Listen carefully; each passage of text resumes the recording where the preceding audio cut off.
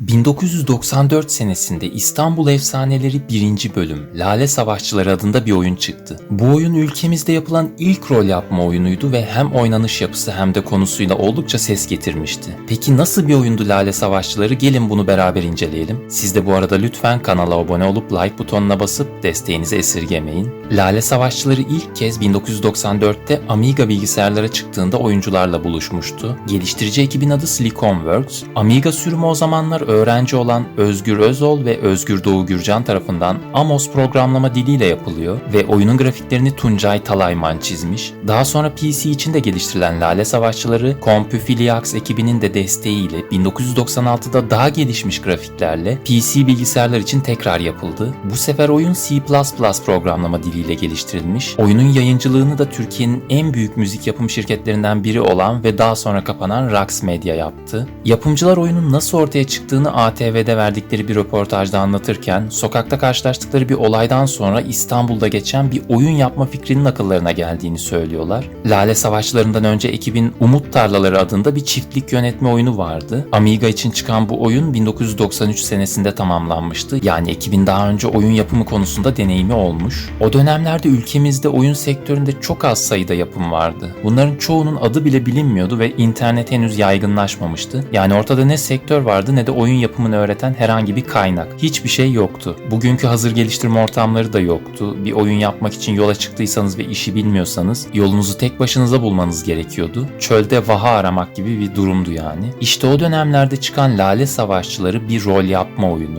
90'lı yıllarda yaygın olan ve Dungeon Crawler denilen bir türde geliştirilmiş. Verdiğiniz kararlar hikayeyi etkilemese de zamanında bilgisayarlar için geliştirilen çoğu RPG oyunuyla benzer özelliklere sahip. Birinci şahıs kamerasından gördüğümüz oyunda haritada 4 ana yöne doğru ilerleyebiliyoruz. 4 farklı karakter oluşturup oyuna başlıyorduk. İlerledikçe farklı görevler yapıp savaşmamız gerekiyor. Savaşlarda oyun izometrik görünüme geçiyor. 90'larda çıkan çoğu oyun bu şekilde tasarlanırdı. Bunun dışında aklıma gelen Dungeon Master ve Eye of the Beholder gibi oyunlarda savaşırken görüş açımız değişmezdi. Yine birinci şahıs kameradan oynardık ve sağ tarafta bulunan saldırı tuşlarıyla düşmana vurup yenmeye çalışırdık. İstanbul Efsaneleri savaş mekaniğinin taktiksel olması açısından izometrik görünüme geçiyor. Oyunumuz İstanbul'da geçiyor ve konusu da oldukça ilginç. Altaylardan gelen Yabgu ve Yobazların lideri Şeyh Cehalet birbirleriyle savaşırlar. İki taraf da birbirini yenemez. Daha sonra İstanbul'un yönetimine Barbaros isimli bir eşek arısı gelir. Barbaros'un yönetimindeki İstanbul'da herkes barış içinde yaşar. Ta ki bir gün Barbaros'un zehirlenerek öldüğü haberi gelene kadar. Sonrasında İstanbul'da çeşitli gruplar şehri ele geçirmek için mücadele ederler. Yani oyunda en başta kurduğumuz karakterlerle İstanbul'u kurtarmaya çalışıyoruz. Peki İstanbul'u kimlerden kurtarmaya çalışıyoruz? Oyunun başlangıcında gerçekle hiçbir alakası yoktur yazsa da dönemin siyasal, sosyal, ekonomik yani tüm toplumsal sıkıntılarını yansıtıyor oyun. İstanbul'da Mecidiyeköy, Beşiktaş, Fatih, Ortaköy, Üsküdar, Kadıköy, Ümraniye gibi birçok bilinen ilçe ve semte gidebiliyoruz. Bunlar için ara sahneler bile çekmişler. Her semtte tanıdık mekanlar görebilirsiniz. Otobüs durakları, iskeleler, belediye binası gibi yerlere bazı görevler için gitmek gerekiyor. Oyuna başlamadan önce klasik rol yapma oyunlarında olduğu gibi çeşitli sınıflardan karakterler oluşturuyoruz. Her karakterin avantajları ve dezavantajları var. Lale Savaşları diğer RPG oyunlarında olduğu gibi fantastik ırkları kullanmamış. Yani elfler, cüceler, orklar gibi ırklar ya da savaşçı, büyücü gibi sınıflar yerine daha İstanbul'a özgü sınıflar esprili bir dille kullanılmış. İnsan, öğrenci, lavuk, maganda, öğretmen, irospa ya da silikonyan gibi farklı ırklar bulunuyor. Her sınıf bazı özelliklerde diğerlerine göre daha iyi olabiliyor. Sınıf seçtikten sonra karakter özelliklerini puanlamalısınız. Bunun için zar atmak gerekiyor. Tek tek puan veremiyoruz. Bu puanlar çok önemli. Eğer bazı puanlarınız düşük olursa oyunda savaşlarda çok sıkıntı çekebiliyorsunuz. Mesela güç puanı sizin enerjiniz. Bazı sınıflarda bu puan düşük oluyor. Yani 7-8 gibi. Bu da savaşlarda bazen 2-3 ya da 4 vuruşta ölmenizi sağlıyor. Fakat memur ya da öğretmen olunca gücünüz 12-15 civarına kadar çıkabiliyor. Vuruş gücü, dayanıklılık adından da anlaşıldığı gibi özellikler. Ne kadar yüksek olursa o kadar etkili oluyor. Boy, kilo ne işe yarar derseniz darbe alma ihtimalinizi arttırır. Yani ne kadar iriyseniz o kadar hedef haline geliyorsunuz. Batıl inanç ve yüzsüzlük gibi puanlar da var. Oyundaki vecizelerden ne kadar etkileneceğinizi belirliyor. Karakteriniz ne kadar yüzsüzse o kadar küfürden etkilenmiyor yani. Vecize demişken bunlar rol yapma oyunlarındaki büyülere eşdeğer özellikler. Damak puanınıza ve zekanıza göre etkileri artıyor. Bu küfürleri karşılaştığınız bazı kişilerden öğrenebildiğiniz gibi bazı derneklerden de para karşılığında öğrenebiliyorsunuz. Savaşlarda çok etkili oluyor bunlar. Pis ya da lale düşmana direkt zarar veriyor.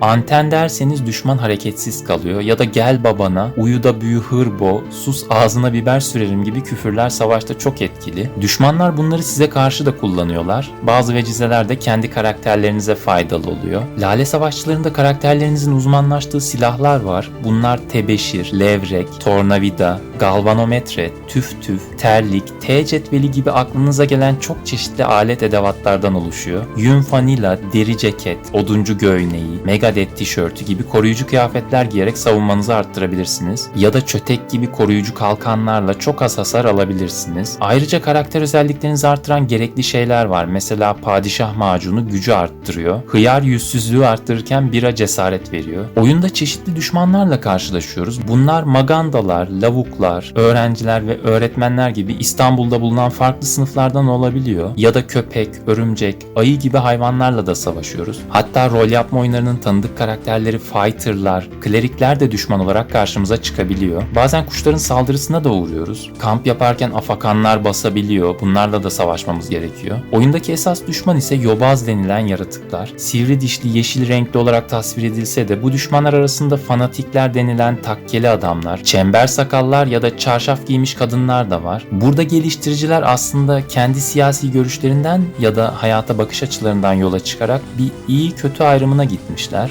Dönemin laik, muhafazakar karşıtlığını oyuna bu şekilde yansıtmışlar. Yalnızca bu da değil, değişik siyasi görüşleri veya marjinal fikirleri ya da toplumda öne çıkan grupları eleştirel bir bakış açısıyla oyuna aktarmışlar. Aşırı sağ veya sol siyasi görüşlere de göndermeler var oyunda. Magandaları gerçek hayattaki gibi görgüsüz, kaba insanlar olarak düşünün. Lavukları 90'larda saç uzatıp küpe takan ve entel geçinen tiplere ithafen yapmışlardır. Aslında lavuğun anlamı çok kötü de neyse. Irospa diye bir sınıf var. Mesela oyunda erkeğin irospası niye yok? Silikonian ırkı da metalci gençliğe benziyor. Bunu da kendilerini tanımlamak adına oyuna eklemiş geliştiriciler. Yani oyunda herkese, her şeye bir eleştiri var. Toplumun bazı kesimlerine, yöneticilere, sisteme, hatta yapımcılar bazı yerlerde kendilerini bile eleştiriyorlar. 90'ların sorunlarının birçoğu aslında günümüzdekilere benzerdi. Enflasyona dayalı ekonomik problemler, kötü ve adaletsiz yönetim, bütün bunlar toplumu olumsuz etkiliyordu. Oyundaki öğretmen ve memurların dayanıklı oluşu da bu güç koşullarda geçim derdiyle boğuşmalarına atıfta bulunulmasından kaynaklanıyor. Yobaz olarak tanımlanan düşmanlar ve liderleri Şeyh Cehalet,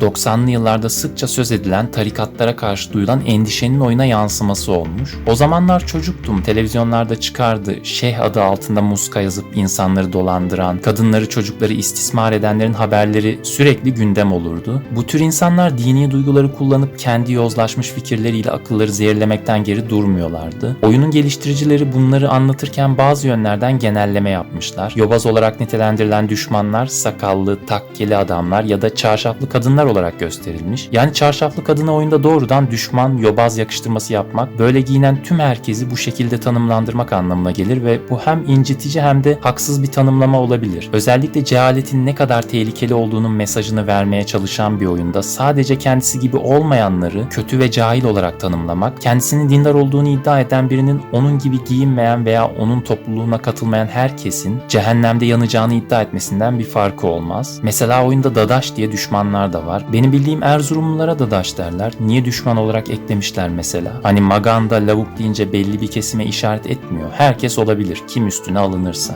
Oyun tüm bu yozlaşmışlıklara ayrıştırmadan daha fazla vurgu yapabilirmiş. Bu ayrıştırmalardan faydalananlar yüzünden günümüz siyaseti böyle sıkıntılı hale geldi. Sonra Şeyh Cehalet gibilere devletin tüm kurumları altın tepside sunuldu. Daha sonra yönetimle anlaşamadılar. Darbe oldu. Sonuçta zararı halkın tüm kesimleri gördü. İşte tüm bunların kaynağı cehaletin yaygınlaşması ve maalesef gün geçtikçe aklını kullanmayıp başkalarının fikirlerine körü körü bağlanan insanların sayısı da artıyor. Oysaki cehalet bilmemek değil, bilmediğinin farkında olmamak ya da yanlış bildiklerinin bile mutlak doğru olduğuna inanıp doğru bildiğini sanmaktır. Lale Savaşçıları bir üçleme olarak planlanmış fakat oyunun devamı gelmedi. Oyunda çok sayıda gönderme var. var. Kimi zaman İstiklal Marşı'nın bir mısrasını görüyoruz. Bazen de karakterler aralarında konuşurken ne yapıyoruz burada, gidip Civilization oynayalım gibi konuşmalar geçiyordu. Hatta 90'ların bilim kurgu filmlerinden Bahçıvan'a bile bir gönderme vardı. Siz bu oyun hakkında ne düşünüyorsunuz? Oyunun devamının gelmesini ister miydiniz? Yorumlarda fikirlerinizi paylaşmayı unutmayın. Videoyu beğendiyseniz abone olup like butonuna basarak destek olabilirsiniz. Farklı videolarda görüşmek üzere.